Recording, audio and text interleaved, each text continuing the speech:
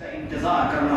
اسی طریقے سے اللہ کے نبی صلی اللہ علیہ وسلم نے ایک اور روایت کے اندر اس بات کو ذکر فرمایا کہ انسان کے گناہوں کو مٹانے کی کون سی چیزیں، کون سے اعمال انسان کے گناہوں کو مٹا دیتے ہیں، انسان کے گناہوں کو ختم کر دیتے ہیں. ہم جانتے ہیں کہ روزے کے تعلق سے میں نے آپ کو بتایا، رمضان کے روزے یا عام روزے یہ بھی انسان کے گناہوں کو مٹا دیتے ہیں، انسان کے گناہوں کو ختم کر دیتے ہیں. اللہ کے نبی نے فرمایا من صام رمضان ایمانا واحتسابا غفر له ما تقدم من ذنبه.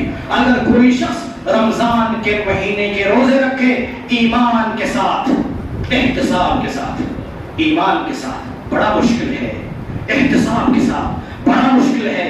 احتساب کا مطلب ہوتا ہے اخلاص کے ساتھ، احتساب کا مطلب ہوتا ہے اللہ کو راضی کرنے کے لیے. احتساب کا مطلب یہ نہیں ہوتا کہ شہرت کے لیے.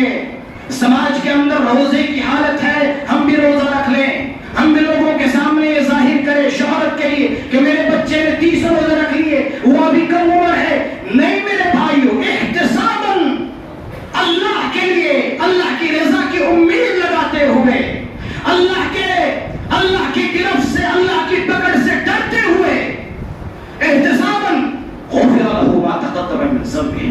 اللہ نے فرمایا اتنا بڑا ایوارڈ اس کو ملتا ہے کہ اللہ تبارک و تعالی سابقہ سارے گناہوں کو ختم کر دیتا ہے. سابقہ سارے گناہوں کو اللہ تبارک و تعالی ختم کر دیتا ہے. یہ اللہ کے نبی صلی اللہ علیہ وسلم نے فرمایا. اسی طریقے سے اللہ کے نبی صلی اللہ علیہ وسلم نے حج کے تعلق سے فرمایا اللہ نے ہمیں دولت دی ہے، اللہ نے ہمیں مال دیا ہے. بہت سارے مسلمان جن پر حج فرض ہے لیکن حج نہیں کرتے. میرے بھائیوں، بہت سارے مسلمان جن پر زکوٰۃ فرض ہے زکوٰۃ نہیں دیتے. میرے بھائیوں، یہ دولت اللہ کی دی ہے.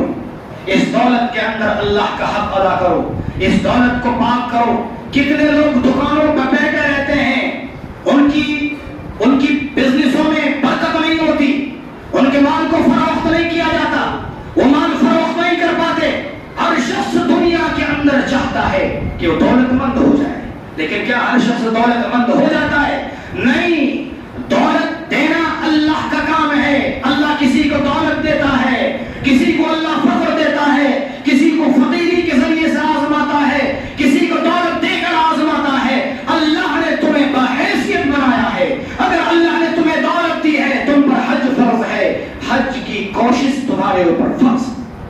اللہ کے نبی صلی اللہ علیہ وسلم نے فرمایا حج کے تعلق سے اگر کوئی بندہ اللہ کی رضا کے لیے حج کرتا ہے اور اس کے بعد بلا فسوق کے، بلا فجور کے، اللہ کے نبی کے طریقے کے مطابق، سنت کے مطابق، بلا گناہوں کے اگر وہ حج کر لیتا ہے تو اس طرح سے لوٹتا ہے گویا کہ اس کی ماں نے اس کو ابھی جنم دیا ہے.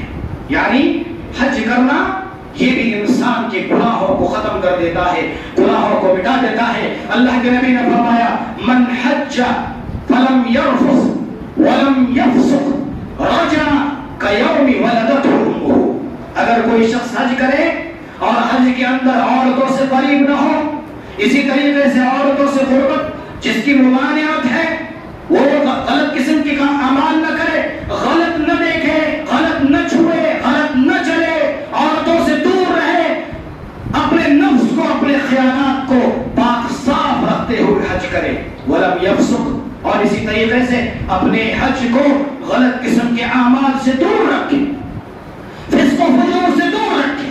وہ لوٹتا ہے حج کے بعد اس طرح سے لوٹتا ہے گناہوں سے پاک ہو کر گویا کہ اس کی ماں نے اس کو ابھی جنم دیا ہو. اس طرح سے وہ پاک ہو جاتا ہے. میرے بھائیوں، نہایت عظیم نیکی ہے.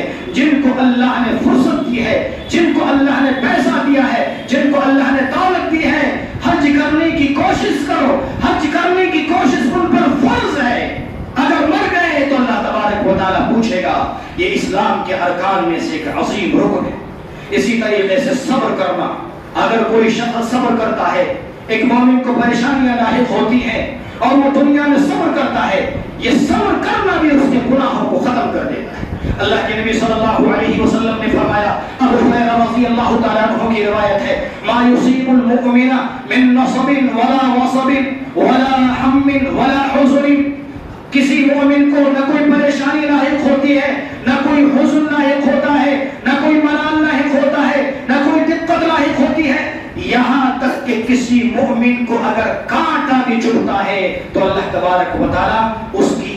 پریشانی کی وجہ سے اللہ اس کے گناہوں کو مٹا دیتا ہے۔ میرے بھائیوں، انما یوفی الصابرون اجرهم بغیر حساب، اللہ نے قرآن میں فرمایا قیامت کے دن صبر کرنے والوں کو اللہ تبارک و تعالیٰ پورا بدلہ دے گا، ان کے بدلے میں، ان کے اجر میں، ان کے ثواب میں کوئی کمی نہیں کی جائے گی۔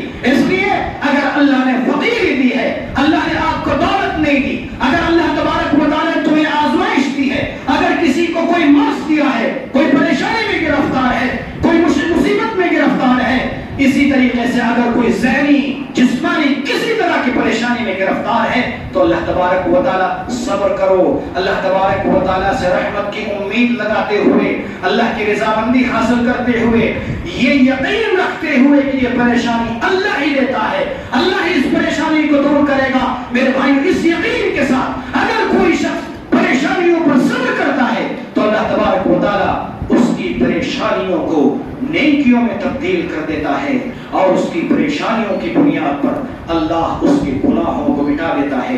وقت اتنا ہی اجازت دیتا ہے۔ اللہ تبارک و تعالیٰ سے دعا ہے کہ اللہ تبارک و تعالیٰ ہم سب کو نیک اعمال کرنے کی توفیق عطا فرمائے۔ اللہ تبارک و تعالیٰ جب تک اس دنیا میں زندہ رکھے اسلام پر عمل کرتے ہوئے زندہ رکھے، جب اس دنیا سے ہم کو اٹھائے اس وقت ہمارے سینوں میں قرآن کی محبت ہو، اور اس زمین پر جو آخری کلمہ ہماری زبان سے ادا ہو وہ کلمہ شہادت لا الہ الا اللہ محمد رسول اللہ ہو۔